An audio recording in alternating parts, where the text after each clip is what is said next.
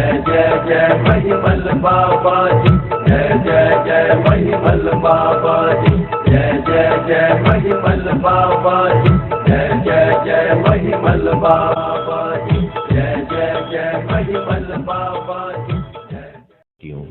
पीर पैगंबरों, साधु संतों तथा देवी देवताओं के रूप में जन्म लेकर अत्याचारों के विरुद्ध संघर्ष किया और सत्य की जीत का प्रमाण पेश किया। इसी प्रकार उन अवतारों अर्थात महान विभूतियों में बाबा महिमल जी भी एक थे। बाबा महिमल जी का जन्म उप्पर जाति ब्राह्मण वंश, स्थान भले, गांव डगेर, तहसील अखनूर में पिता श्री पिल्लो ब्राह्मण, माता राधा के घर हुआ था। उनके जन्म के विषय में बुजुर्गों, विचारकों तथा शिक्षित जनों के मतानुसार जन्म कार्तिक माह की पूर्णिमा माना गया है। आपके जन्म के समय कैल, नगारे, तुरिया वगैरह उस समय के साज बजाकर खुशियां मनाई गईं। वहां उपस्थित सभी विद्वानों ने बताया कि ये केवल आपका ही नहीं बल्कि पूरे वंश का नाम युगों तक अमर कर देगा।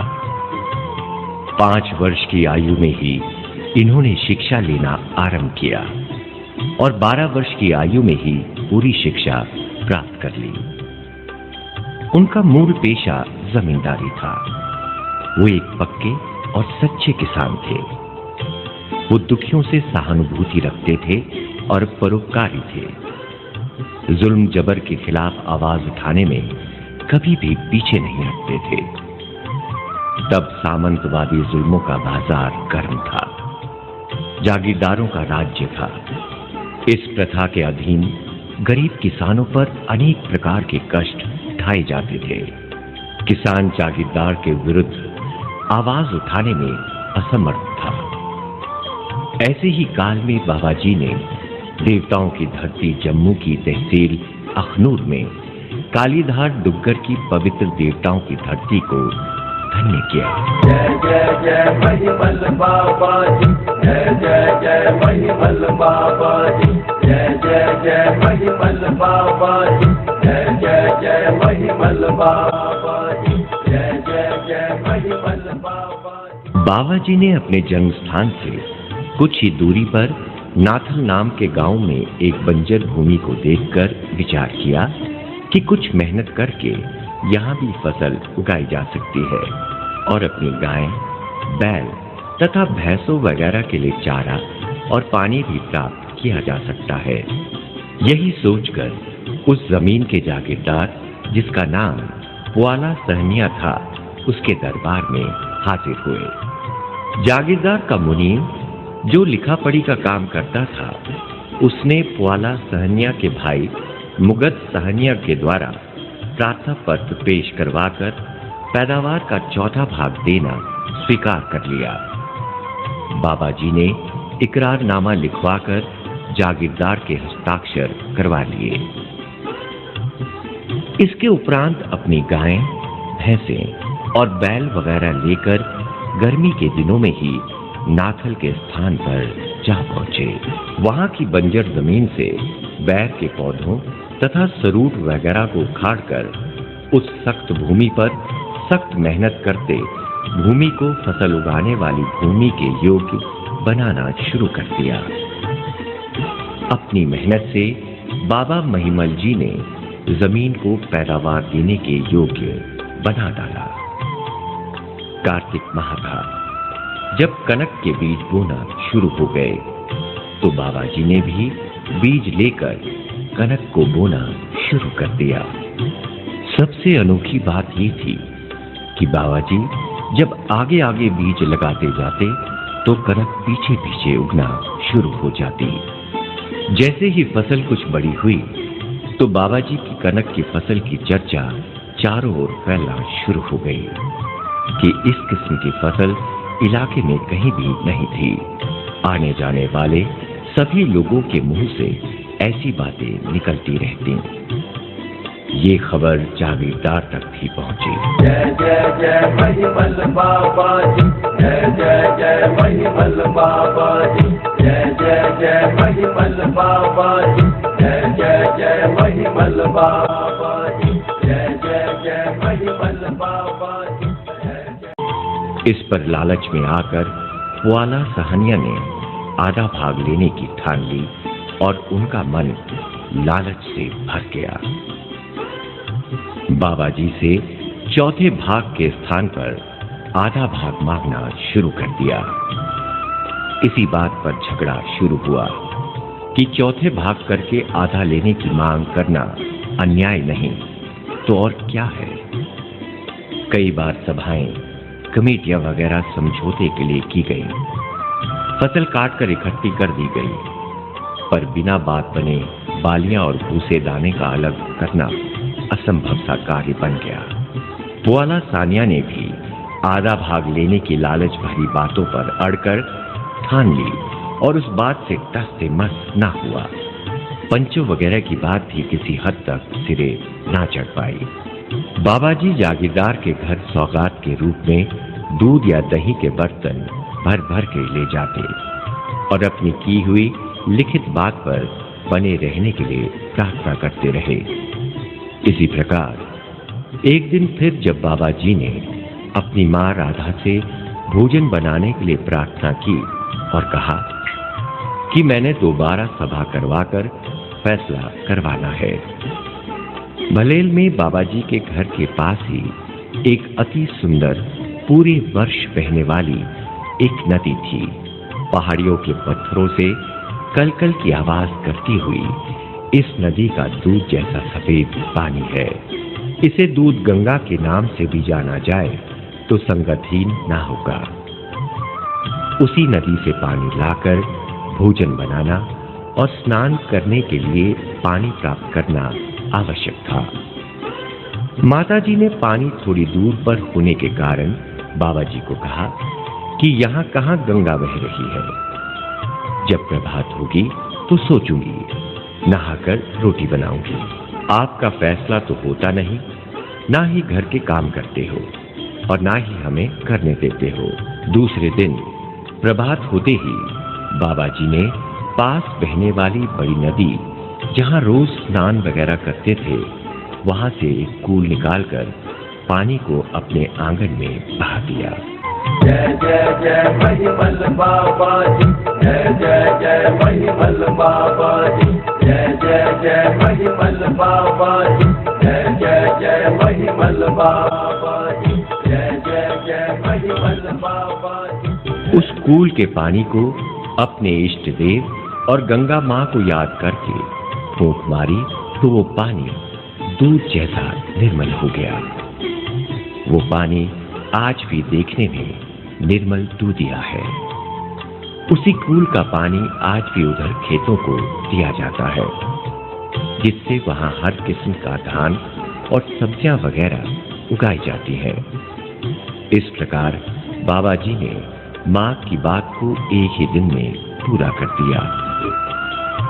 जब माँ बाबा जी को पहले की तरह रोटी पकाकर और जागीरदार के यहाँ सौगात के रूप में दही का भरा हुआ बर्तन ले जाने के लिए देती और साथ ही कहती है कि आज का फैसला तो होना नहीं है, केवल अपना समय व्यर्थ नष्ट करते रहते हो। ये बात बाबा जी को बहुत बुरी लगी। जाते जाते माँ को कहा कि इस बार फैसला करवा के आऊंगा, अन्यथा जीते जी आपको मुंह नहीं दिखाऊंगा। और घर से चल पड़े। चलते चलते गढ़ दघेर पहुंचे। यहाँ की संत पर खड़े होकर अपने मित्र पारू लोहार को आवाज दी कि मेरी चीज जो मैंने तुझे बनाने के लिए कही थी वो कटार मुझे दे दो। उनके मित्र पारू लोहार की पत्नी जीवनी, जो घर पर ही थी, उस सुंदर कटार को लेकर बाबा जी को देने लगी और साथ ही उसने एक बोली भी मारी, जैसे कि कोई परजाई अपने देवर को हंसते हंसते कह देती है। उसने कहा, कटार पास रखना तो आसान है, पर उसका प्रयोग कोई कोई ही कर सकता है। ये बात भी बाबा जी को बहुत बुरी लगी, मानो उनका कलेजा खा गई हो। दूसरी ओर आश्विन मास की बात थी। पुआल साहनिया ने एक यज्ञ रचाया हुआ था। अपना फैसला करवाने के लिए बाबा जी भी वहीं जा रहे थे, पर बाबा जी को बुलावा नहीं दिया गया था। ये सोचकर कि वहां जगह जगह से अच्छे विद्वान लोग इकट्ठे हुए होंगे और मेरी बात पर भी ध्यान दिया जाएगा, जिससे कुछ हल निकल सकेगा और फैसला हो पाएगा, तभी बाबा जी खरोड़ नामक स्थान के लिए चल पड़े। यहाँ पुआल साहनिया जागीरदार रहता था। रास्ते में एक खड्ड थी जो खरोड़ के पास ही बहती थी। उस खड्ड को उन्होंने गंगा मां की उपमा देकर वहां स्नान किया। संध्या गायत्री आदि की, लक धोती, पांव में खड़ावा, गले में माला पहनकर, मस्तक पर तिलक लगाकर, एक हाथ में लाठी और दूसरे हाथ में पानी का कड़वा वगैरह लिए हुए, साथ ही कटार भी कमर पर रखकर राम राम का नाम लेते हुए, अपनी मौत को भी स्मरण करते हुए जागीरदार द्वारा रचाए हुए यज्ञ में जाने को चल पड़े। रास्ते में बुरे बुरे गुसगुन होने लगे, जैसे कि ठीक दिशा में ना होकर कौवे, तीतर वगैरह का बोलना, गीदड़ का बोलना आदि आदि। बाबा जी को इन अपशगुनों से जान पड़ा कि क्या होने वाला है।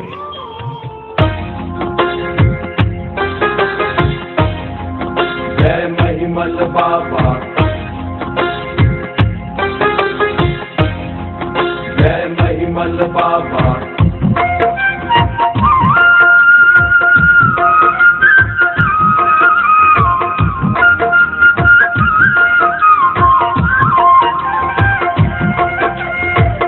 तेरे चमत्कार बड़ा विश्वास है, तेरे चमत्कार बड़ा विश्वास है।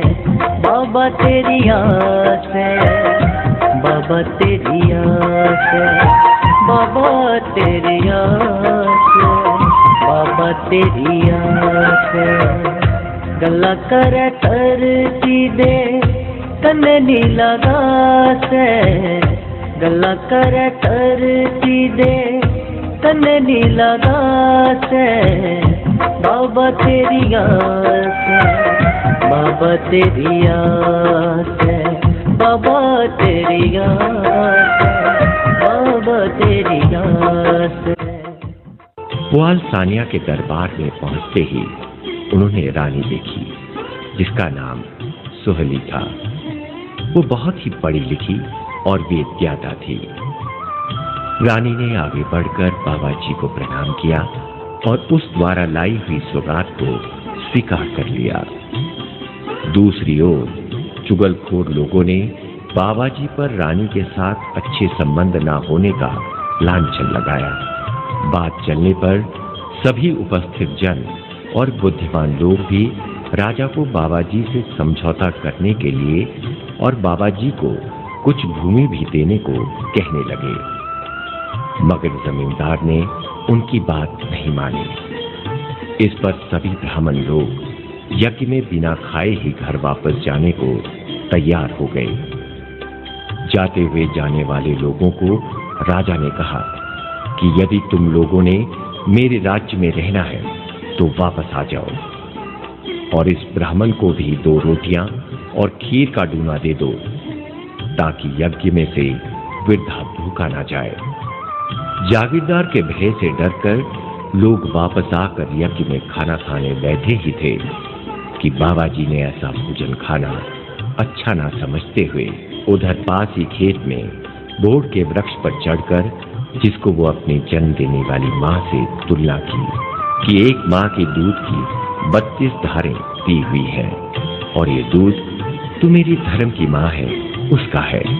उस बूढ़ी के दूध से माथे पर तिलक लगाकर उससे बातें करते करते अपने पेट में कटार घोंप लिया और नीचे गिर पड़े। ऐसा होने पर वहां यज्ञ में बने हुए चावल कीड़ों के रूप में परिवर्तित हो गए। और बनी हुई दाल में खून दिखाई देने लगा। लोग भोजन खाए बिना ही हाहाकार करते हुए अपने अपने घरों को चल पड़े। उधर जागीरदार की एक नौकरानी ये देख रही थी। वो किसी बहाने से दौड़ती हुई खेत में गई और बाबा जी को डरते डरते अपने पैरों से सीधा किया। इस पर बाबा जी ने उसको वो जगह छोड़कर दूर और कहीं जाने का आदेश दिया। साथ ही कहा कि यदि तू मुझे हाथ से सीधा करती तो अपने साथ सीधा तुझे स्वर्ग लोक ले जाता, परंतु फिर भी तुम्हारा नाम चलता रहेगा, यानी वंश चलता रहेगा। आज उस ग्वाल सहानिया के वंश का कोई जीवित नहीं है, सबका नाश हो गया था। उस नौकरानी की औलाद आज भी चल रही है। जय जय जय जय जय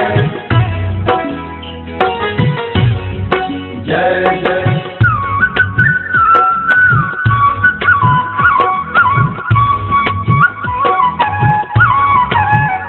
बाबा महिमल के द्वार आएंगे दर्शने दीवार, बाबा महिमल के द्वार आएंगे दर्शने दीवार।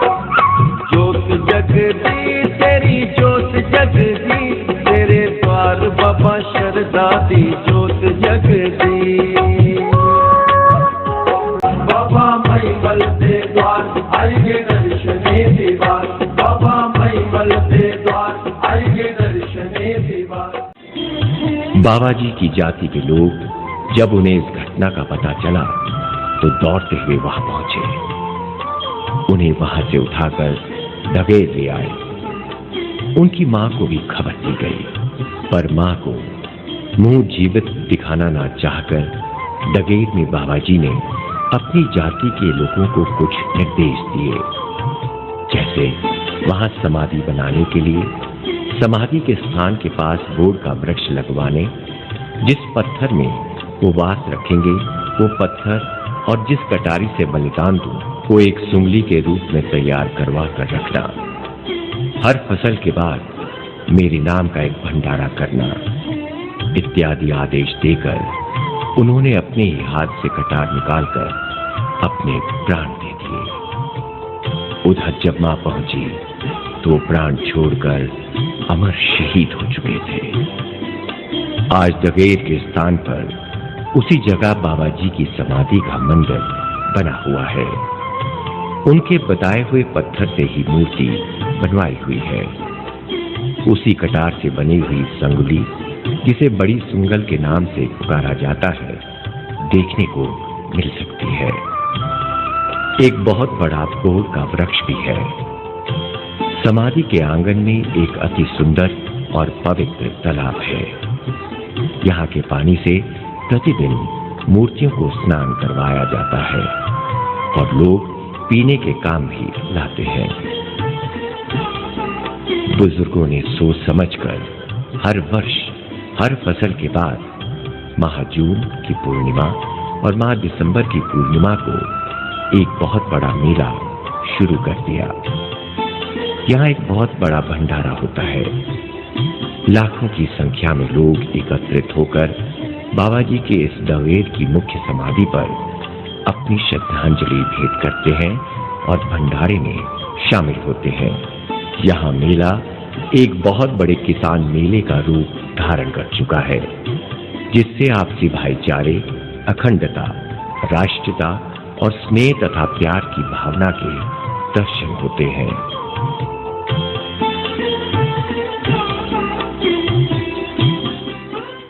बाबा महिमल के द्वार आएंगे दर्शने दीवार, बाबा महिमल के द्वार आएंगे दर्शने दीवार।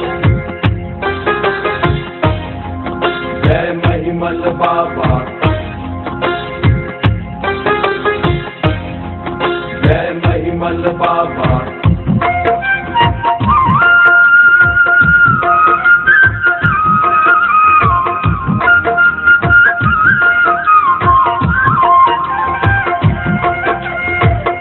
तेरे चमत्कार इच बड़ा विश्वास है, तेरे चमत्कार इच बड़ा विश्वास है।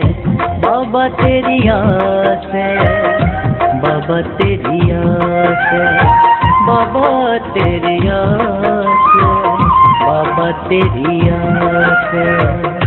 गल्ला करे धरती दे कन्ने नीला घास है, गल्ला करे धरती दे कन्ने नीला घास है।